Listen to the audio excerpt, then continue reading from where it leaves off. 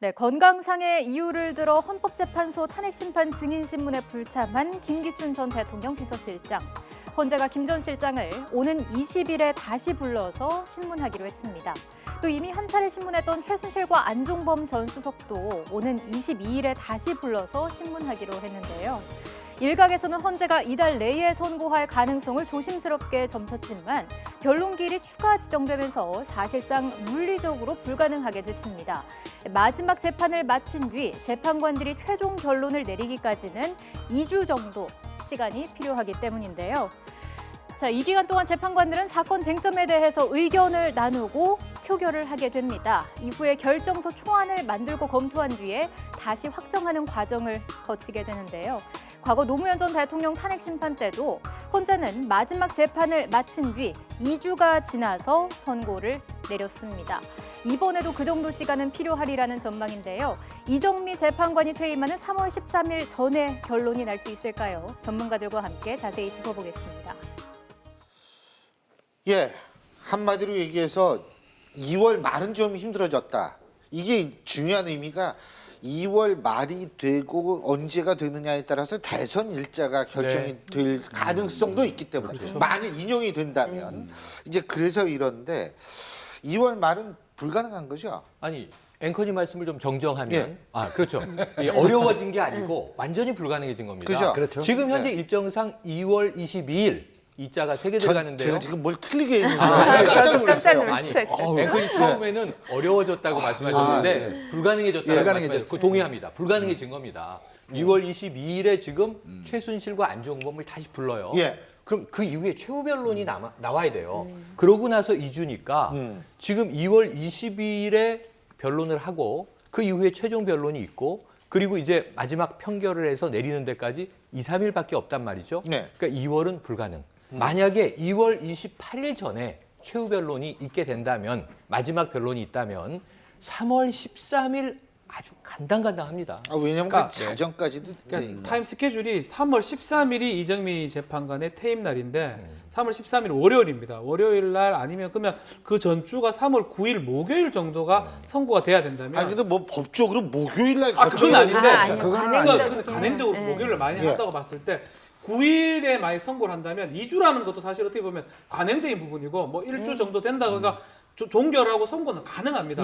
그럼 최소한 2월 28일 날 그러니까 3월 들어오기 전에 종결을 해야 되는데 사실은 지금 2월 22일까지는 재판이 잡힌 거고요.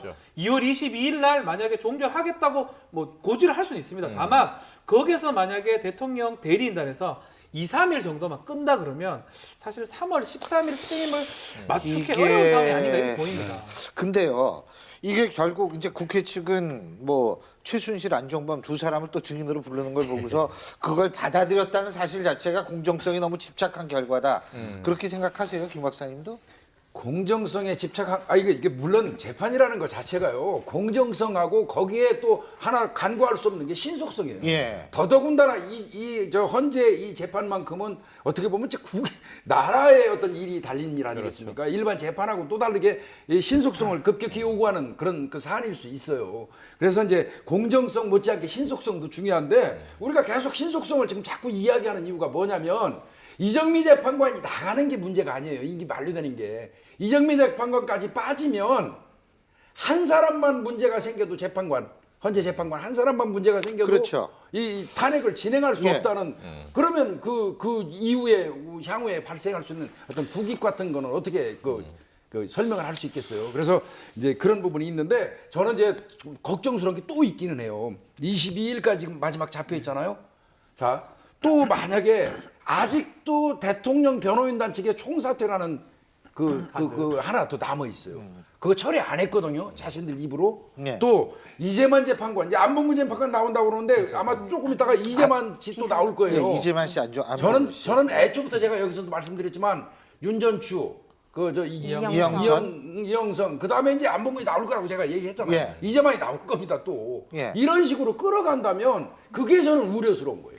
그 부분이. 왜냐하면 2월 22일 날 이제 증인 신문 하겠다고 말씀을 하셨는데 최순실 씨랑 안종범 씨 또는 이제 새로운 이재만 씨까지 나오겠다 이런 의사를 표현하면 그리고 또 최순실 씨랑 안종범 씨가 그날 당일 날 최순실 씨가 못 나오겠다. 좀 있다가 며칠만 더 있으면 나 나올 수 있다. 건강이 너무 나쁘다. 이렇게 얘기하면 또 그거를 기일을 일단 증인은 채택해 줬는데 한 주 상간으로 그럼 이거를 증인을 그러니까요. 취소시키라고 할 건가? 근데 그 탄핵 그 피청구인 측에서 대통령 측에서 증인 취소를 안 하면 방법이 없거든요. 그러니까 22일 날 반드시 재판이 끝난다는 보장도 없는 거예요. 제가 증인 걱정하는 게 신문. 그거예요. 카드가 네. 너무 많습니다. 카드가 세 장이 있는데 지금 증인 나오는 방법이 있고요. 만약 정말 극적인 순간이라면 대통령이 나온다는 헌재 얘기도 나가겠다. 있고 아. 또 극적인 순간이라면 총사퇴가 있거든요. 그러니까. 이 카드 세 개를 갖고 만지작만지작거리면 일주일은 충분히 넘길 수 있다는. 그리고 헌법재판소 입장에서 신속성 중요하지만 만약에 이 대통령 측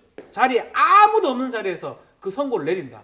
그거 국민이 받아들이기 모양도 안 어렵고 좋고. 모양도 안 그럼요. 나오거든요. 이게 그렇기 때문에 그 많은 카드를 만지면서 언제 카드 하나 쓸 때마다 일주일 연기된다면 3월 13일이라는 우리 데드라인 마지노선을 지키기가 사실 쉽지 않은 상황이 아닌가 저는 이렇게 봅니다. 뭐 간단하게 네. 우리 국민들의 관심은 헌법재판소의 결정이 언제 났냐 이건데 뭐 오늘 김종덕 전 장관도 헌법재판소 나왔다 그러더라고요. 네, 네.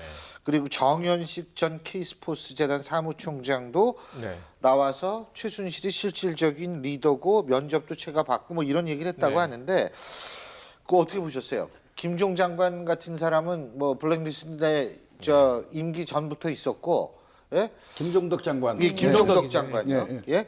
그러고 박근혜 대통령이 문화예술 분야 잘 챙겼다.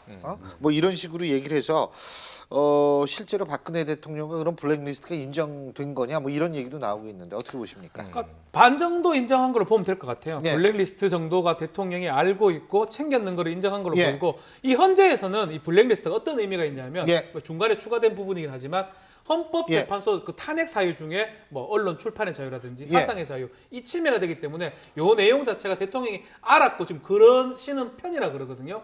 그런 거기 때문에 저 부분도 재판관들이 신중하게 볼 거라고 생각이 듭니다. 아하. 그리고 그 이 정현식 케이스포스 재단 사무총장은 안종범 씨가 전화를 직접 했다고 그러죠? 네, 그 네? 얘기를 했습니다. 안종범 전 전 수석이? 비서관, 아, 안종범 전 굉장히- 수석, 굉장히 친절해요. 안종범 전 친절해요. 수석이 직접 전화가 왔고 네. 최순실이 뭔가 새로운 사업을 언급하면 거의 반드시 안종범 수석이 전화가 왔다. 그래서 그게 거의 패턴처럼 야, 연결이 돼서 근데 두 사람 모른다는 네. 거 아니에요? 모른다는 그거 거죠. 아주 그 참 이런 수사하시다 이런 경험 있으세요? 모르는 사람 둘인데 이 사람이 뭘 하면 이 사람이 항상 전화를 해요. 그거는 아마 본인들이 끝까지 그렇게 우겨도 헌재 재판관이건 법원 재판장이 전혀 아마 인정 안 믿지 해줄 않죠. 거고요. 오히려 본인들한테 손해일 겁니다. 근데 이제 여기서 우리가 더 중요한 건 그거는 기정사실화 됐다고 봐야 돼요. 안 하고 안종범 씨하고 최순실 씨가 안다는 거는 이건 기정사실화 된 거예요. 예. 아무리 본인들이 부인해도. 근데 문제는 그 사람들 위에 과연 박근혜 대통령이 개입됐느냐가 중요한 것이죠. 예. 그러니까 이 두 사람이 모르는 사이라면 이 두 사람을 연결해서 이거를 일정을 조율해 줄 사람이 대통령밖에 안 계시는 거예요. 왜냐하면 다른 그러니까요. 사람들은 다 아니라고. 그리고 이제 뭐 통화 내역이나 다 뒤지고 했는데도 안 나온 거 아니에요. 정호성 비서관이라든가 그리고 뭐 이재만 비서관이나 전 비서관이나 안봉근 전 비서관이 그런 역할을 했을 수도 있겠지만 그 두 사람이 했거나 아니면 대통령이 하셨거나 이렇게 돼 보니까요. 그러니까 이 부분은 인정하든 두 사람이 아는 사이라고 하든 하지 않든 탄핵이나 그 범죄 사실에 전혀 유리하지 않죠. 저 같으면 아니 그렇게 전혀 모르는 사람인데 자꾸 뭐 전화하고 이렇게 되면 한번 만나보고 싶을 것 같아요. 아 그게 정상 아니에요? 그렇습니다. 네? 예. 아 궁금하죠. 아, 어떻게 생긴 분인가? 말이 예? 안 되는 소리죠. 야, 그 참 아주 독특한 케이스입니다. 그러니까 볼도 자, 못하라고. 근데 이게 헌법재판소의 이 탄핵 심리가 계속 될수록 참 독특한 경우가 많이 나오는 많아요. 것 같아가지고 보는 저로서는 참 내가 참 세상을 많이 몰랐구나 이런 생각도 사실 들게 되는데요.